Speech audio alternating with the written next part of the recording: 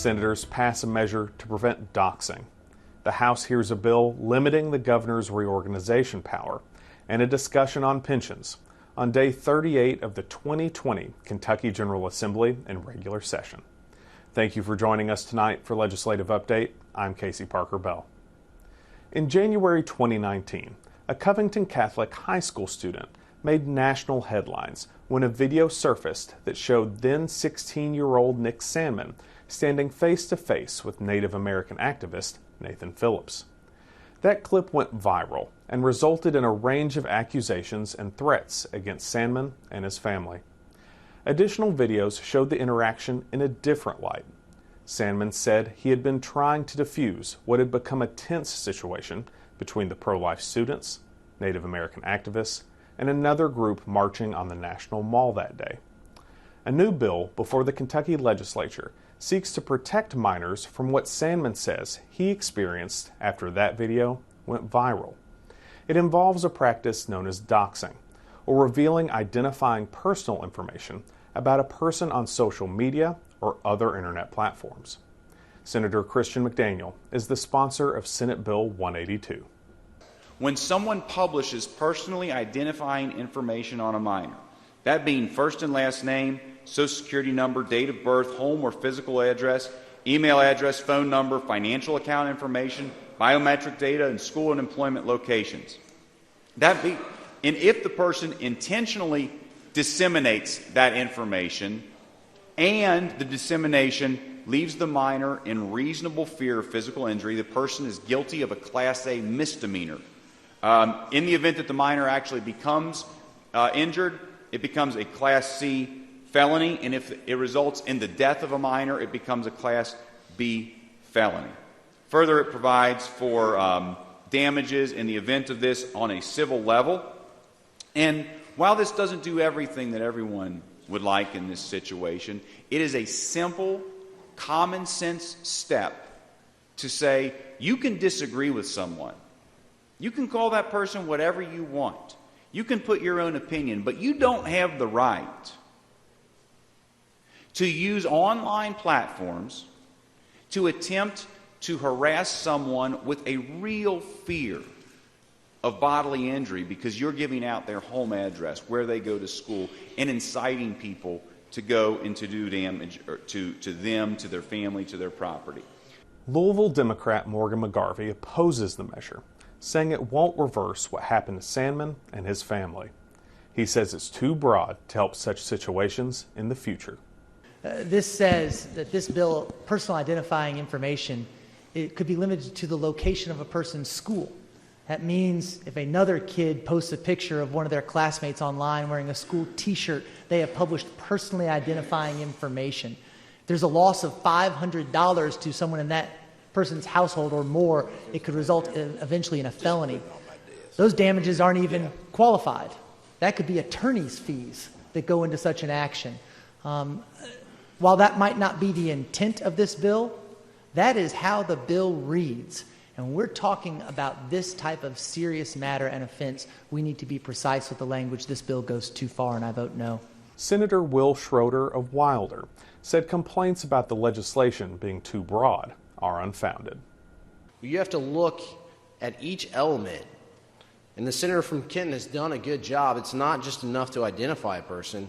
You have to have the language of threatening, abuse. It's all listed out there. And then in addition to that, the minor has to have a reasonable fear of physical injury. So it's not just simply enough to identify someone as, hey, that student goes to this school or that school. There you have to meet each element. Grayson Senator Robin Webb said the bill is not perfect and the language in it is overly broad. But she still voted for the measure, saying it could help prevent animal rights activists from revealing identifying information about farm children. We have FFA members and 4-H members who are in animal agriculture and even domestic dogs and cats, daughters and sons of legitimate breeders and other people who utilize the known animals that are doxxed, if you will, by members of rights organizations such as PETA and others. And I think this conversation is important enough when someone's pursuing illegal activity and not breaking any laws, that they should be able to do that. It's our culture, our heritage, our freedom, and it's a protection thereof. So to keep this conversation going, because I think it's important and timely. Senate Bill 182 passed the chamber on a vote of 30-6 and now heads to the House for further action. Kentucky's governor could be seeing multiple reductions in his power this legislative session. House Bill 469 would take away the governor's power to reorganize the Kentucky Human Rights Commission. The governor would still be able to appoint new members as terms conclude, but would not be able to reorganize the entire board by executive order. The Human Rights Commission enforces the Kentucky Civil Rights Act, and the commission's chair, Alma Randolph, says Nancy Tate's bill is necessary because it will give the stability to help address its current backlog of cases. There are 240 cases that are open with an average case age of 265 days. In order to get a better idea of the age of cases, we have it broken down to show how many cases fall within time ranges. A few examples of the backlog cases. Cases involving race as a part of the basis was 107, and they ranged from 30 to 972 days. Cases involving disability, 68, they ranged from 30 to 849 days. Cases involving sex, which would include sexual harassment and gender-based discrimination, was 62 cases ranging from 30 to 972 days. This does not include age, national origin, or religion. Randolph adds this bill would help the board find a new executive director. The last executive director retired last year. Governor Bevin appointed a new 11-member board in October 2018. And a number of Democrats took issue with the idea of restricting the governor's power, with some saying it would lead to similar bills for different boards. Minority Caucus Chair Derek Graham has questioned for the bill's sponsor about House Bill 469. So what you're asking us is asking us to do something that it's quite unusual for us to do. After. And then I was given information that after the election, it was 5 positions that were opened, and he made those appointments to the commission. My concern is, I guess, back in 2018, I think, and I guess I'm asking this question, why are we basically reining in the administration's appointments on this particular board when I believe it's in 2018 or 2017, I cannot remember. The previous governor was able to change the University of Louisville Board of Trustees in a reorg. And we voted to do that, and now you're asking us not to do it with this board. When we've set a precedent, whether it was 17 or 18, I'm getting older and I can't remember. Mm-hmm. So I think, it's like 2 different positions that we're taking now after we proved that the governor could do that and make that real on the University of Louisville Trustee Board. And that's the question that I'm asking you, being that it's your particular bill. That's correct. Right, and I understand what your question is, and I'm not saying that the rest of these boards are not important, but I think that based upon this one is and the backlog, there's a considerable amount of backlog that's occurring with this board, and so with the familiarity, as the lady responded, with the familiarity of this commission and the responsibility, that I feel that it's very important for them to all stay in place in order to make sure that there's no discrimination. Democrat Joe Gravis asked Tate about whether she has spoken to the governor and made comparisons between this bill and the University of Louisville board reorganization by former Governor Matt Bevin. Have you had conversations with the governor's office about this before you brought it here? I will tell you, I have not had any conversations with the governor's office. That's correct. Okay. Mr. Chairman. Do you want to respond to that before you? Have you on? Have either of you on? The only conversation that I've had with the governor's office is as a result of the phone call that I received on January the 13th when they were requesting that we hold off on filling the position as Thank you. executive director. Right. Representative Gravis, Thank you, continue. Mr. Chairman. I appreciate that very much. I really think that a conversation with the governor and his folks would be helpful in this instance. And one of the things that really concerns me about this, and Mr. Chairman, I'd like to see us basically not vote on this today because I think a lot of homework still needs to be done. But the Kentucky Supreme Court voted 7-0 a couple years ago that gave the governor the power to do what you're asking him to not do. The Versailles representative later voted against the measure. Louisville Rep. Jason Nemes says the governor should be able to reorganize his own cabinet, but that it doesn't mean he should have the same power for all boards and commissions. I wanted to just correct one thing. I think that it was said, a couple things. One was about the U of L board and one was about a high court opinion. The U of L board, my memory is, and I want to go back and look at it, it was a bill in 2017, and my memory was that we allowed that board to be reconstituted because they couldn't even put a budget together. They were in complete disarray. And so when we passed that bill, I think it said it couldn't be 12025 or 085, the statute that allows the governor to revamp, to reorganize the boards. I think we removed that from the ability in the future. I'll have to check on that one. Yeah, Representative Nemes, pardon me for interrupting, but I was there in January that year, and the board was out of compliance. That is one of the boards, like U of L and UK have a political balance requirement. I presume, I don't know if this has, apparently it doesn't have a political balance.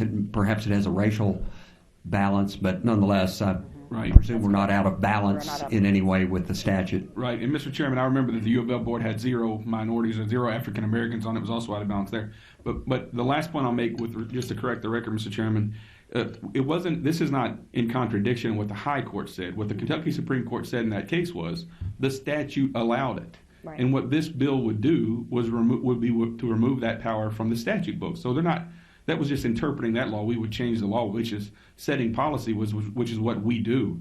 My only question about this is I think the governor should have the right to reorganize any of his cabinets that he wants to, but not boards. Right. And so I don't think this goes far enough. I think it should apply to all boards that are not in the governor's cabinet. And I'll be looking for that amendment on the floor. When Nemes explained his yes vote, he said this bill was a priority so the commission could name an executive director. House Bill 469 passed the House State Government Committee on a party line vote. On last Monday's Kentucky Tonight, House members joined Renee Shaw to discuss the state budget. House Appropriations and Revenue Chair Stephen Rudy, Republican James Tipton, Democrat Joe Gravis, and House Minority Whip Angie Hatton were in our Capitol studio. The four discussed one of the major issues facing Kentucky's budget, pensions, and the growing costs of contributions to the system. We pick up with a question about how the system will be funded in this budget. And the commitment to fully fund the actuarially required contribution is still there. You're still looking at $1 billion plus. It's still very much a priority, and I mean, for every dollar of payroll, there's another 93 cents that have to go to pension obligations, and that is just pensions. You know, we can go back to the old days of underfunding them, and we'll have enough money to do a lot of things, but that is not fiscally responsible. We have to pay the debts that have been put before the Commonwealth, and that's priority number one. And Representative, go ahead. I just think that both sides have learned a lesson from underfunding pensions in the past. Mm-hmm. You know, I think both parties are to blame, and that we have certainly learned our lesson, and I think both parties are committed to fully fund the ARC. Yeah, Representative Hatton and Representative Rudy are exactly right, and as long as we pay the full ARC, the light at the end of the tunnel is very visible, and it gets brighter every year we pay that ARC. And in 24 to 27 years, we're out of the woods. With or without structural changes to the teachers' retirement system? According to GRS, the actuaries, If you look at their charts, and I've got them in here if you want to see them, you pay the ARC, the unfunded liability goes away in 24 to 27 years, and we're back to normal cost. Without cutting benefits or violating the inviolable But cost. I think the important part of that, though, is the ARC continues to go up and eat up more and more and more of the state's budget. And we're already at 93 cents for every dollar, and the trajectory's still going up. So I think that we still have to consider structural changes, because it is a long way to get to that light at the end of the And tunnel. will we see a bill with structural changes this session when House it comes Bill to teachers? 171 was a big-time structural change. If it passes the Senate. Yeah, we really need to get it through the Senate. I mean, Representative Rudy is correct, but we had heard testimony today in the Public Pension Oversight Board meeting from the people that run the pension systems, and in 3 to 5 years, the asset base grows to such a level that they feel very comfortable at reviewing the assumptions. And if we can get the assumptions more appropriate, then the ARC will go down. And even according to GRS, if you look at their projections, without doing anything, as the asset base grows, the ARC begins to come down. It goes up a little bit, and then it starts coming down. At what time does it come down? How many years? I think it starts coming down in like 10 or 15 years. And there's a lot of assumptions in that, too. We've been 11 years, 12 years without a recession. I mean, we've been on a steady, and that is beyond any of our controls. Stock and market those was cycles, down 1,000 today. Well, and that's the question that people ask, right? is what happens if there's a downturn in the economy? And the downturn in the economy, I think that we have to look at a lot of those assumptions, and assumptions are just assumptions, and I think that we have to factor in the taxpayers as we make these decisions going forward. I will point out, back in 2018, there was a lot of discussion. Senate Bill 1 came out. I remember looking at actuarial analysis, Senate Bill 1, Senate Committee Substitute 1. Of course, that bill did not proceed. But in reading that actuarial analysis, they gave a comparison of the current law, how much the cost would be, and what the changes would be on Senate Bill 1. But the thing that caught my eye from that figure was we were currently paying $1.1 billion, and if we make no changes to TRS by 2038, that number goes to $2 billion per year. So we have this increasing expense, and the question is, can our increase in revenue? We need to look at their payroll growth, too, in TRS. So is there a bill being worked on that addresses structural changes in the teachers' retirement system? Can we expect that? You've got, another week before the bills have to be filed by the House? I think the last day to file is March 2nd? Next Monday, yeah. Yeah.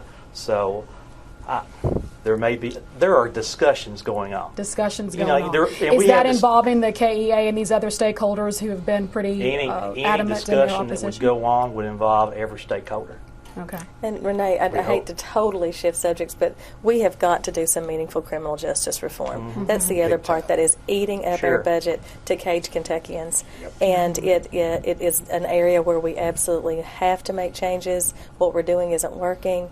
We can't incarcerate away addiction. And I didn't mean to completely switch subjects, but that is definitely an area where we have some room to save significant amounts of our budget and free up money for things we actually want to spend money on. To watch the full Kentucky Tonight episode on the state budget, visit our website at ket.org and search Kentucky Tonight. We end tonight by taking a look back at the women in Kentucky who worked to secure the right to vote. It was 100 years ago that women were granted the right to enter the ballot box.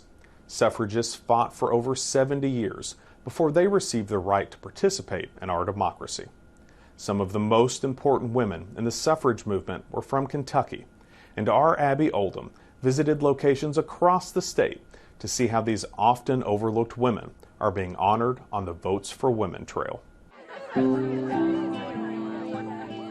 What we are learning is the story of how thousands of women and men across America worked on the suffrage movement, and it's never been documented. You cannot find this history anywhere. We have created a national Votes for Women's trail, And the purpose of this trail is to document the suffrage sites across America where the suffrage movement took place. And we put it in a database on our computer so anyone can go access it. And we're requesting volunteers to do research and add, so it's like crowdsourcing. And it is so exciting. We have over 1,000 suffrage sites on our database, and our goal is to have over 2,020 by 2020. Well, the National Votes for Women's Trail is having a much larger impact than I ever dreamed possible. Because I was the president of the organization, and it was kind of like a pilot project. Kentucky's been the first state to get the Pomeroy markers.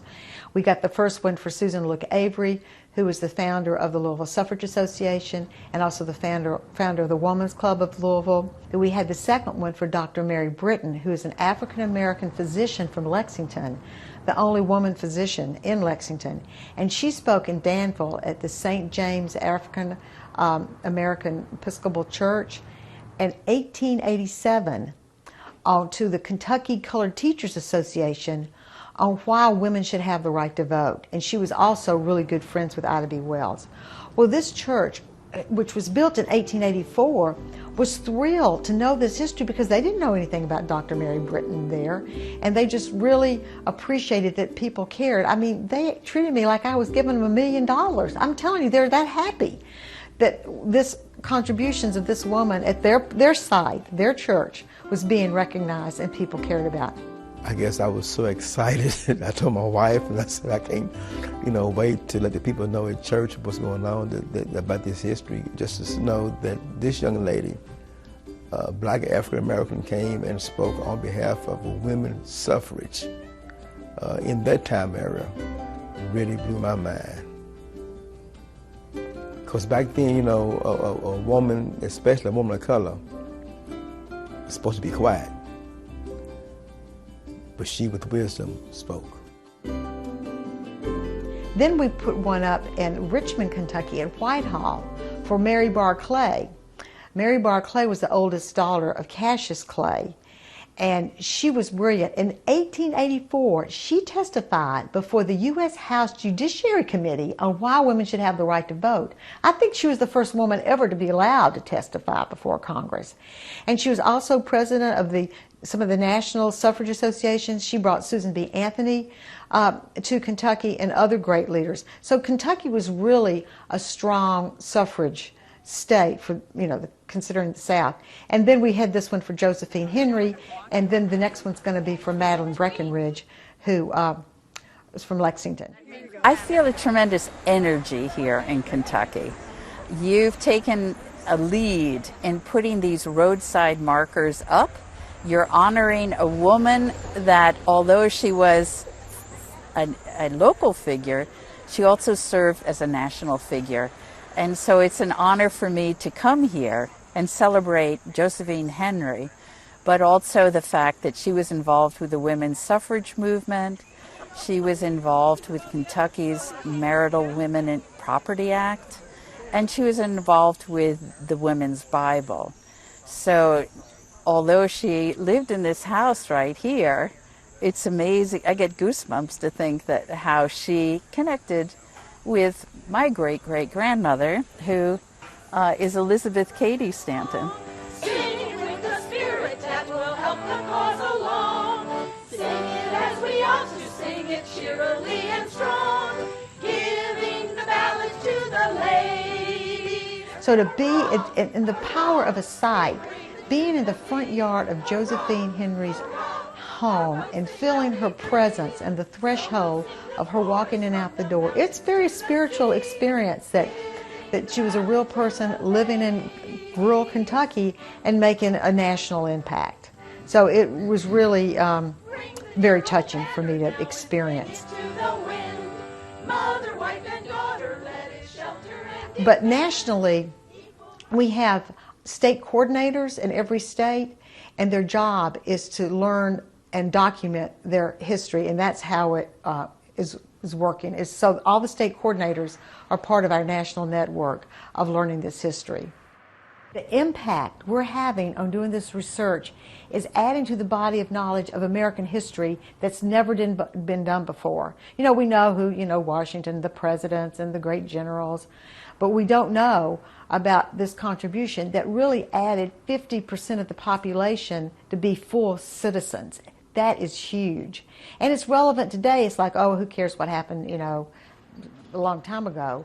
Well, this is really huge in the whole issue of current voting rights. The right to vote is the right which you gain all other rights, or you lose all other rights.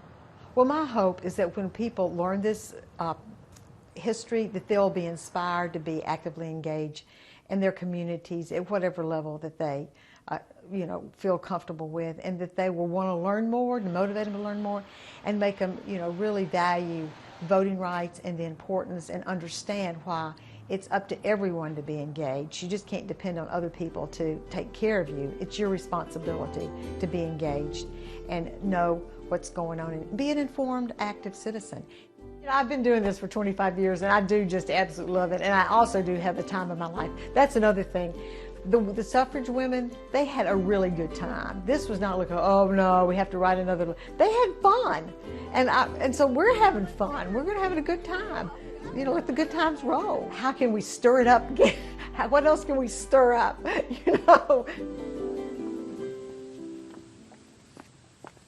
Nationally, there are over 1,300 sites on the Votes for Women's Trail. That concludes our coverage for Day 38 of the 2020 Kentucky General Assembly in regular session. For information about legislative meetings, call 1-800-633-9650. You can also follow our gavel-to-gavel coverage throughout the day by downloading KET's legislative coverage app to your smartphone or tablet. You can watch on our Kentucky channel or follow along online at ket.org. There, you can see our exclusive interviews and archives of the day's events. We hope you'll join us for Legislative Update again tomorrow night at 11 p.m. Eastern, 10 Central Time. I'm Casey Parker Bell. Have a great night.